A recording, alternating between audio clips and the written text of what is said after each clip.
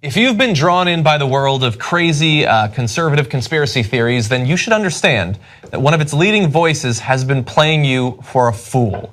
Lawyers of Alex Jones says that he in fact doesn't believe any of this. He doesn't mean what he says. It's all been an act, and this came out during a court case to determine whether he was mentally fit to maintain custody over his children, with his ex-wife's lawyer saying he's not a stable person. Sorry, this is actually his ex-wife. He's not a stable person. He says he wants to break Alec Baldwin's neck. He wants J-Lo to get raped. I'm concerned that he is engaging in felonious behavior, threatening a member of Congress, which we reported on a couple weeks ago. He broadcasts from home. The children are there watching him broadcast.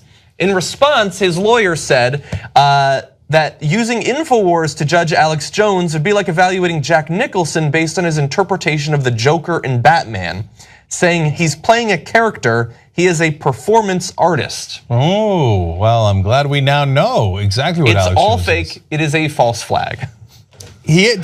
Look, I said this years ago. Alex Jones is the false flag operation, okay? So, because if you wanted to do some conspiracies, you know what you would do? You'd pay a guy like Alex Jones to say everything's a conspiracy, so that make people believe it. Yeah. So that when somebody says, "Hey, maybe that operation seems a little fishy," you go, "Oh yeah, you're one of those Alex Jones guys, right? Yeah. They think that Sandy Hook was a conspiracy. You think everything's a conspiracy. You think pizza's a conspiracy. Oh, juice boxes make you gay."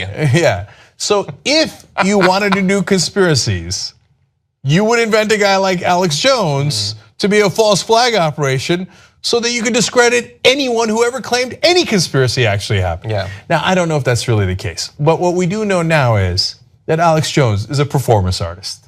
So the performance artist formerly known as Alex Jones has finally admitted who he is. And it's all a big joke, and it's a joke on you. And it's a joke that could theoretically get people killed. Yeah. Because they walk into pizza places ready to shoot the place up because of his performance art. That's right. And so this is exactly what I talked about after Andrew Breitbart passed away. Because sometimes people in Washington celebrate this like they're good players in a game. And they said that about Breitbart when he died. They're like, "Oh man, he was such a character and he was a fun player in this game." But it's not fun and it's not a game, because sometimes a guy walks in with a gun to a pizza place. Yeah. And look, that's a small and obvious example, but sometimes when conservatives win, thousands of people die, or sometimes hundreds of thousands die in a war like Iraq. It's not a game. Yeah. Let alone encouraging Trump. Oh, kill the terrorists, kill their families. Who's terrorist, who's not? I don't know. Just turn the desert into glass, right? Yeah. And guess what's happened? We now know that we're killing hundreds of more civilians than we used to under the Obama administration, because they've relaxed the rules and say, "Bomb them." I can't tell who's a terrorist and who's not, and who's their family member and who's not. It's not a goddamn game. It has deadly consequences when we're talking about politics and policy. And it can also have personal consequences in the realm of potential child abuse, which is what this court case is really getting into. Especially when you listen to this quote from, I believe it was 2015, where Alex Jones is talking about his son, again, who watches the show as it's being filmed, and he is responsible for, saying, "He is undoubtedly cut out for this, and I intend for him to eclipse what I've done. You're a good little knight who's going to grow up, I know, to be a great fighter against the enemy." So let's say that Alex Jones's cowardly defense there, that this is all performance art and you can't trust anything he says, again, telling all of his viewers he's been fucking with you this whole time, is true. Okay, fine. Maybe a 27-year-old can figure out that this is performance art. Do you think that a 12-year-old kid knows the difference, or a 10-year-old or an 8-year-old, when you say that Sandy Hook is all fake and the grieving moms have all made it up and frogs are turning gay because of the water and all of that? That's all seeping into young minds inside of his home. Forget about YouTube. And that's dangerous too. Although at the end of the day, we don't necessarily know what to believe, because we also have this. Referencing the thing with his kid, Kelly Jones's attorney said this is the world he has planned for his kids. He went on to quote Mr. Jones at a recent hearing in which he swore that what he says on air is what he actually believes and not a character, as the host's attorney claimed. So this is supposedly a guy who tells it like it is and sticks to his principles, and depending on who's suing him at any particular time, it's all true and I mean every word of it, or if necessary, I'm a clown and I don't believe any of this stuff, and he flops back and forth.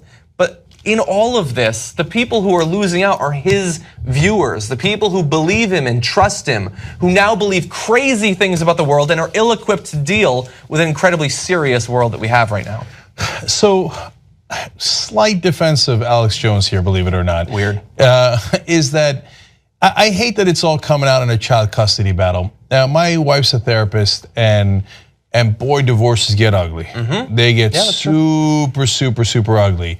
And a lot of what is said is absolutely true, and sometimes not so much. And in that same clip where he talked about how his son was going to turn into a good little knight fighting the enemy, it makes me uncomfortable, and he's 12 and Sounds don't like do a that. Christian fundamentalist. Yeah, but at the same time, he says over and over how much he loves his son, and I believe him.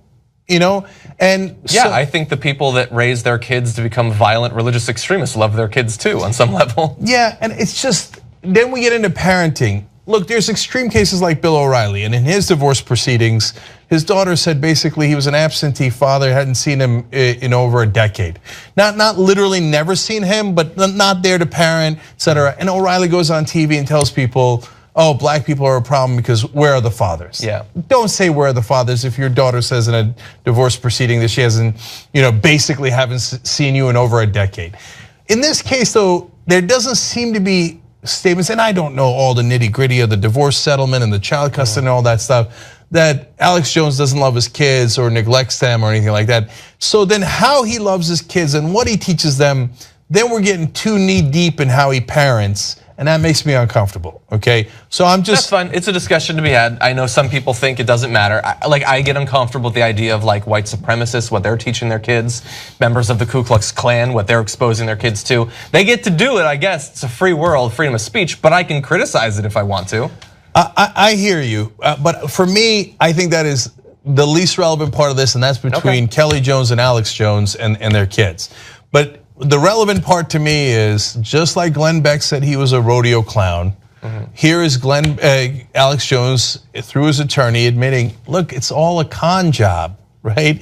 It's all performance art. They just want to sell those penis pills and they need people's eyes to sell them. Yeah, and so I just pump people up and get them to believe, come on, you really think I think that Sandy Hook was a conspiracy and the kids never died and the parents are all lying? Who could be that monstrously stupid and such a terrible person? It's obviously like Jack Nicholson playing the Joker in Batman. I'm playing the Joker as a talk show host. I love that that's the comparison his lawyer made. That's right, that's not her lawyer, that's his lawyer. So the great irony of this is the guy who claims everything is staged has just admitted that his own show is staged. Membership helps fund the Young Turks. You know one great thing about that? That means we're not accountable to anyone but you guys. That's why we're strong together, because we built this show around you. Come build it even bigger and better at tytnetwork.com/join.